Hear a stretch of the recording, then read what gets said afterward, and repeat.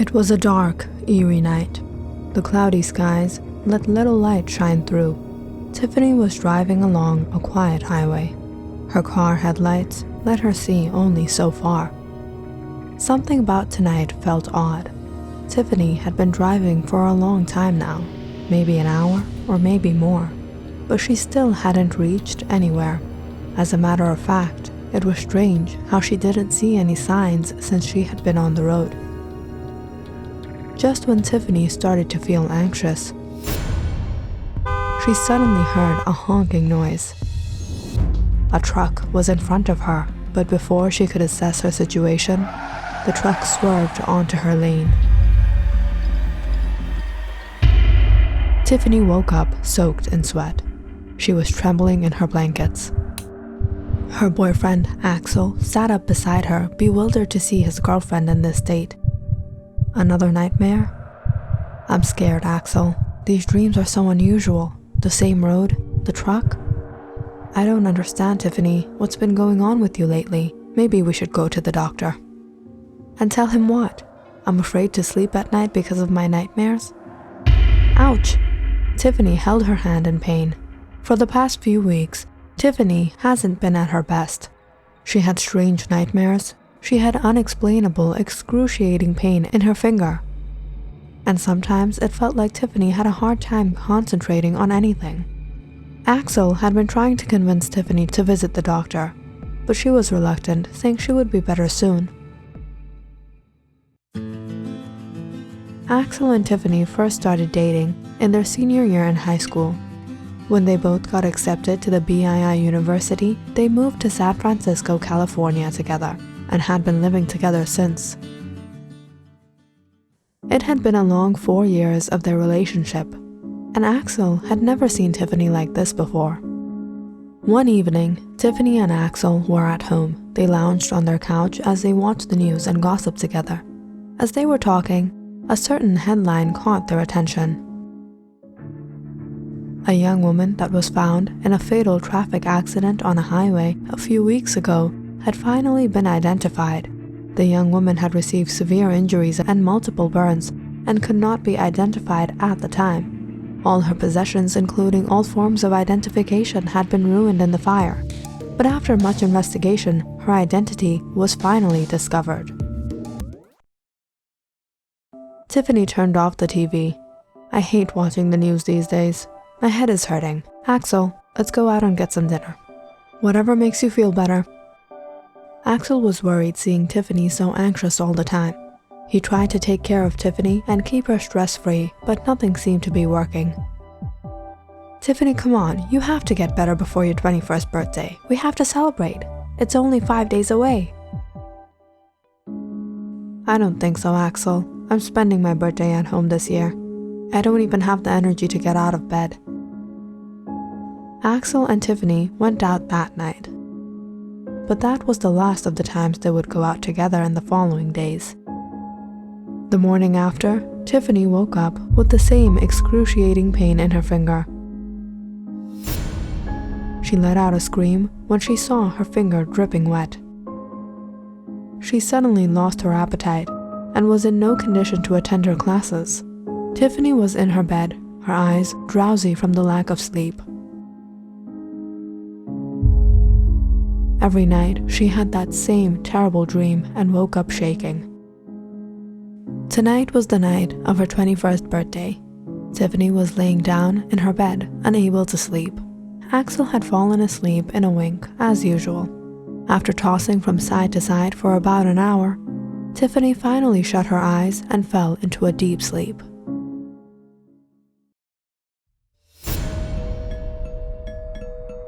At that very moment, the doorbell started ringing continuously. Wondering who could it be at this time of the night, she threw on her nightgown and went to check the door. When she opened the front door, she was shocked to see a woman standing there. She was pale and haggard and had been injured on her head. Although she had changed a lot, Tiffany recognized her immediately. It was an old friend of hers. "Mish, is that you? What happened?" Why are you quiet, Mish? Are you hurt? Tiffany was about to hold her friend and bring her in when she hissed and said, "Long time no see, Tiffany. I've only come to fulfill my promise. Life has separated us, but we'll be together in death. I'll be waiting. I'll be waiting for you on the other side." No, this can't happen like this. Suddenly, everything started to go dark. Tiffany felt a sharp, intensely cool breeze on her face before she collapsed to the ground.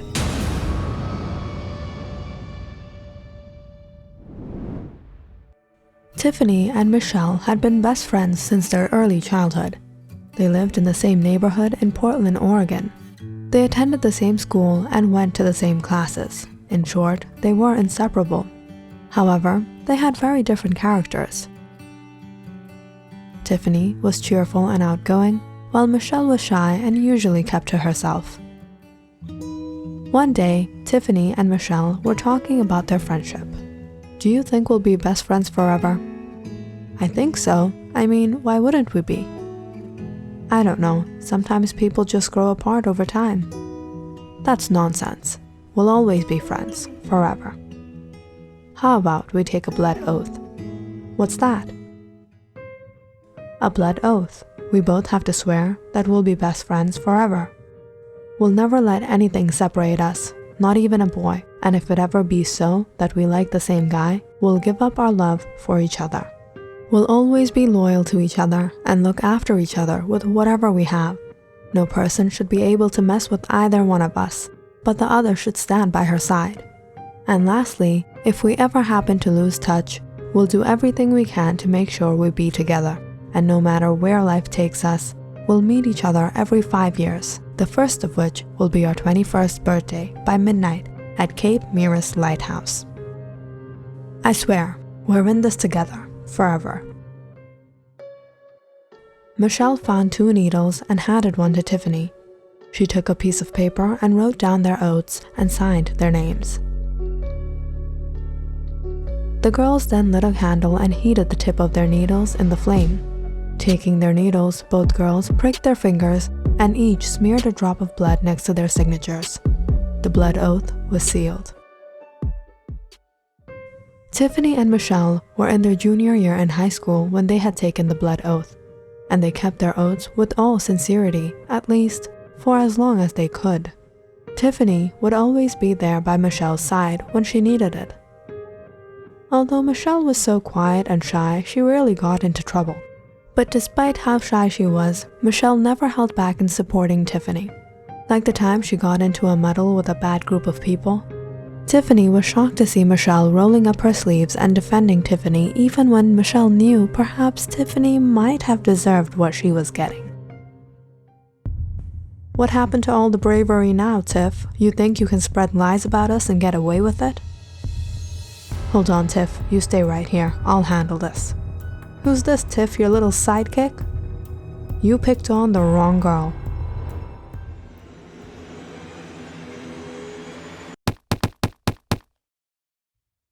"Mish, I don't know how to thank you for being there for me." "What are you talking about, Tiff? A promise is a promise. I know you'll be there for me as well." And it never happened so that any guy ever got in between them. "Hey Tiff, I've been meaning to talk to you about something." "What is it?" "I've been crushing on Axel for some time now. What do you think about him?" "Hey, you like him too?" No, don't worry. Not anymore. Axel is off limits for both of us." "A promise is a promise." "Right. A promise is a promise." By the time senior year rolled around, Tiffany decided she would move to California for college. Michelle was a little upset when she got the news, but she didn't hold back Tiffany from building her future. Michelle had faith in Tiffany and in the oath they took. "Tiffany, I'm happy you got accepted. I hope you do well. But don't slip back on your promise. Call me at least once a week. I know it will be difficult to travel back and forth, but we must meet on our 21st birthdays no matter what, or our blood oaths will be broken." "Of course. You didn't have to remind me. I took the oath with you. Like I said, we're in this together, forever. You are my best friend. I'll miss you. Me too. Tiffany waved Michelle goodbye as she got in the car heading to the airport. Michelle wiped a tear off her cheek as she watched the car drive away. Tiffany was in a hurry. Someone was waiting for her. They would be late for their flight to California. It was her boyfriend, Axel. The boy that she betrayed Michelle for. It had been a year since Tiffany had secretly been dating Axel. Even when she knew that Michelle had feelings for him, she didn't want to have to leave Portland. But she was going to, because she wanted to be with Axel, and she could never be with him with Michelle around, reminding her of her betrayal. After the two girls parted, Tiffany attended college and started a new life with Axel. While Michelle stayed in their hometown, she went to the community college and got a job at the local store. She met someone special and soon fell in love.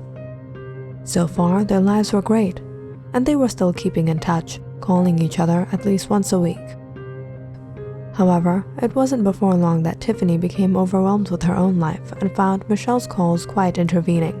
As her relationship with Axel progressed, all she wanted to do was cut Michelle out of her life, no matter how loyal Michelle had been to her. And soon enough, the phone call stopped completely, and the friends lost touch with each other. But Michelle often thought of her best friend. As time went by, she was the one who would be calling Tiffany, but Tiffany wouldn't be available, or she would be too busy. In the end, as life progressed, Michelle too became busy with her life. But she was still determined never to turn her back on her friend. She waited for their 21st birthday when they had promised to meet, and her birthday was the first to come. On that special night, she drove out to Cape Meares Lighthouse, where she knew Tiffany would be waiting for her. But Michelle was wrong. She waited, and she waited, till dawn neared, all alone. Michelle cried as she got into her car. She drove down the endless highway, full of emotions and fear, remembering that night that she sealed the oath with her blood.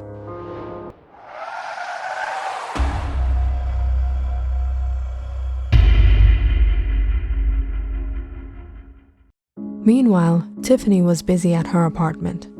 She saw the news the next morning. Others may not have been able to recognize Michelle, but she knew that familiar face. But all she did was turn away. She was hurt, but that only lasted for so long, until her conscience convinced herself she was relieved of a burden.